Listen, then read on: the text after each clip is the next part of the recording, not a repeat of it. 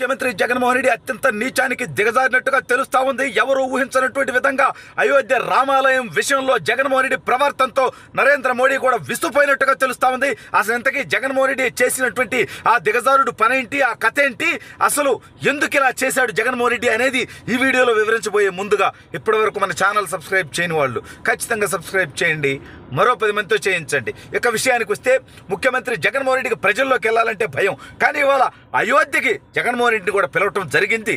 Srirama Teerthkshetra trust ఏదైతే ఉందో ఖచ్చితంగా శ్రీరామ జన్మభూమికి సంబంధించినటువంటి తీర్థక్షేత్ర ట్రస్టు జగన్మోహన్ రెడ్డిని కూడా పిలిచింది.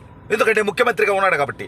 ఈ భారతదేశంలో ఉన్నటువంటి 29 మంది ముఖ్యమంత్రుల్లో ఇతను ఒకటి కాబట్టి ఇతన్ని కూడా అయోధ్య రామాలయంలో బాలరాముని ప్రాణ ప్రతిష్ఠ కార్యక్రమానికి జగన్మోహన్ రెడ్డి పిలిస్తే ఈ వ్యక్తి అక్కడికి పోలే. సరే, అతను పోవడం పోకపోవడం అతని ఇష్టం, దాన్నేమి నా బొట్టోడు తప్పు పట్టడు. కానీ ఇప్పుడు అతను చేయాలనుకున్నటువంటి వికృతమైనటువంటి చేష్టతో ఒక్కసారిగా నరేంద్ర మోడీ గారు కూడా విస్తుపోయినట్టుగా తెలుస్తూ ఉంది. ఆడికి ఎట్టా మనం పోలేము, పోయే ఇంట్రెస్ట్ లేదు. పోలేమంటే పోవచ్చు, బట్ ఇతనికి ఇంట్రెస్ట్ లేదు. అందుకనే ఏకంగా ఆ అయోధ్య రామాలయం టెంపుల్ యొక్క షర్టుని తాడేపల్లిలో ఏపించేటువంటి ప్రయత్నం చేశాడంట జగన్మోహన్ రెడ్డి. ఇది తెలిసినటువంటి కేంద్ర ప్రభుత్వ పెద్దలు ఇటువంటి నీచానికి దిగజారితే మర్యాద ఉండదని హెచ్చరించినట్టుగా తెలుస్తోంది. ఇది వాస్తవం కాదో జగన్మోహన్ రెడ్డి చెప్పాలి. గతంలో కూడా సంక్రాంతి పండుగకి షర్ట్ వేసుకునేదండి చండాలంగా ₹1,00,000 ఖర్చు పెట్టి. వీళ్ళ మాజీ మంత్రి గారి భాషలో అడగాలంటే ఎవడమ్మా మొగుడు సమ్మది, రాష్ట్ర ప్రజల సొమ్ము, ప్రభుత్వ సొమ్ము ఆ రకంగా దుర్వినియోగం చేసేటువంటి హక్కు మీకు ఎవడిచ్చాడు?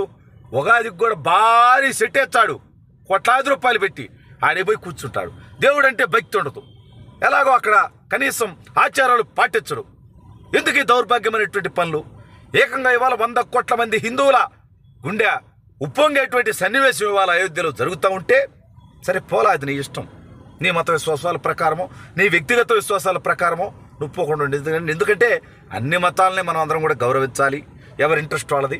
అయినా నువ్వు వ్యక్తివి కదా జగన్మోహన్ రెడ్డి. ఓలా 5 కోట్ల ఆంధ్రప్రదేశ్ రాష్ట్ర ప్రజలు ఎన్నుకున్నటువంటి, అన్ని కులాల మతాల ప్రాంతాల ప్రజలు ఎన్నుకున్నటువంటి నాయకుడు ముఖ్యమంత్రి. ఇవాళ నువ్వు ఆంధ్ర రాష్ట్రం తరపున నువ్వు ఒక ప్రతినిధివి. ఇవాళ నువ్వు పోలే, సరే అది నీ ఇష్టం, దాన్ని ఏమి నేను తప్పట్టిట్లే. కానీ ఆ అయోధ్య చెట్టు గనక నువ్వు తాడేపల్లిలో వేసేటువంటి ప్రయత్నం చేస్తే అంతకంటే నీచం, అంతకంటే నికృష్టం, అంతకంటే దౌర్భాగ్యం ఇంకోటి లేదు. ఎందుకంటే నీకు నిజంగా దైవ భక్తి ఉంటే ఇవాళ తిరుమల తిరుపతి దేవస్థానానికి నువ్వు భారతిరెడ్డి గారితో కలిసి వెళ్ళాలి. బ్రహ్మోత్సవాలప్పుడు కానీ, పట్టు వస్త్రాలు సమర్పించడానికి కానీ, లేదంటే సీతారాముల కళ్యాణం ఒంటిమిట్టలో జరిగేటప్పుడు కానీ వెళ్ళాలి. కానీ నువ్వు వెళ్తున్నావా? వెళ్ళట్లా. పదే పదే హిందువుల దేవులని అవమానించేటువంటి వ్యవహారాలు జరుగుతున్నాయి. నువ్వు ముఖ్యమంత్రి అయిన తర్వాత హిందూ దేవాలయాల మీద దాడులు జరిగాయి. రామతీర్థంలో రామచంద్ర ప్రభు తల తీయడం జరిగింది. దుర్గ గుడిలో వెండి సింహాలు మాయమయ్యాయి. అదేవిధంగా అంతర్వేదిలో రథం తగలబడినటువంటి పరిస్థితి. ఇవన్నీ కూడా ఎలుకలు తగలబెట్టినాయి, చిలుకలు తగలబెట్టినాయి అని చెప్పి దౌర్భాగ్యమైనటువంటి కథలు చెప్పావు. ప్రజలన్నీ అర్థం చేసుకున్నారు. ఇవాళ నిజంగా ఇది రాజకీయపరమైనటువంటి అంశాలు పక్కన పెడితే ఎన్నో సంవత్సరాలుగా భారతదేశ వ్యాప్తంగా, ప్రపంచవ్యాప్తంగా ఉన్నటువంటి హిందువులందరూ కోరుకున్నటువంటి అంశం ఇది. ఎందుకంటే అందరికి కూడా రాముడు ఒక ఆదర్శ పురుషుడు. రాముడు చూపించినటువంటి మార్గం ప్రతి ఒక్కరూ నడవాల్సినటువంటి మార్గం.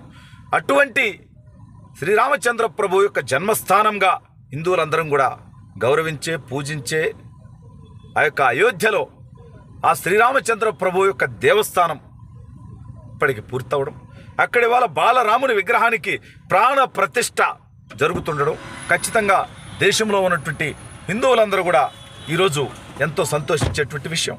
ఇటువంటి సందర్భంలో జగన్మోహన్ రెడ్డి వెళ్ళకపోవడాన్ని మనమేం తప్పట్టాల్సినటువంటి అవసరం లేదు. కానీ ఆ యొక్క చెట్టు తాడేపల్లిలో వేసి ఎక్కడేదో సీతారాముల కళ్యాణం చేసి మొత్తం నేను దాంట్లో పార్టిసిపేట్ చేసినట్టుగా బిల్డప్ ఇద్దామనేటువంటి ప్రయత్నం చేస్తే, ప్రజల్ని మోసం చేసేటువంటి ప్రయత్నం చేస్తే ఎవరు కూడా హర్షించరు. గతంలో జగన్మోహన్ రెడ్డి గారి చరిత్ర చూసినటువంటి అందరికి కూడా నిజంగా ఇటువంటి వికృతమైనటువంటి ప్రయత్నానికి జగన్మోహన్ రెడ్డి ప్రయత్నిస్తాడనేటువంటి ఆందోళన అయితే ఆంధ్ర రాష్ట్ర ప్రజల్లో ఉన్నది. కాబట్టి జగన్మోహన్ రెడ్డి గారికి నేను ఒకటే చెప్తా ఉన్నా, నువ్వు అయోధ్య పోవడం పోకపోవడం నీ ఇష్టం, కానీ ఆ టెంపుల్ సెట్ వేసేటువంటి ప్రయత్నం మాత్రం నువ్వు చేయొద్దు.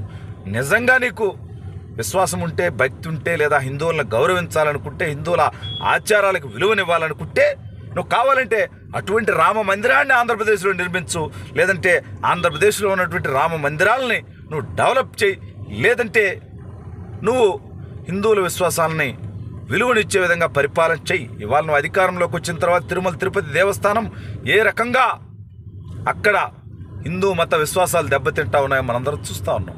కాబట్టి జగన్మోహన్ రెడ్డి ఎక్కడైనా ఇటువంటి పిచ్చి పిచ్చి డ్రామాలు మానుకోవడం మంచిదని తెలియజేస్తూ ఇవాళ ప్రపంచవ్యాప్తంగా ఉన్నటువంటి హిందువులందరికీ కూడా బాలరాముని ప్రాణ ప్రతిష్ఠ సందర్భంగా ఇవాళ హిందువులందరికీ కూడా శుభాకాంక్షలు తెలియజేస్తా ఉన్నా. జగన్మోహన్ రెడ్డి లాంటి వ్యక్తి అధికారం కోల్పోవడానికి దగ్గరలో ఉన్నటువంటి ఈ సందర్భంలో అన్నా కాస్తన్నా రాష్ట్ర ప్రజల యొక్క విశ్వాసాలను గౌరవించాలని చెప్పి నేను కోరుకుంటా ఉన్నా.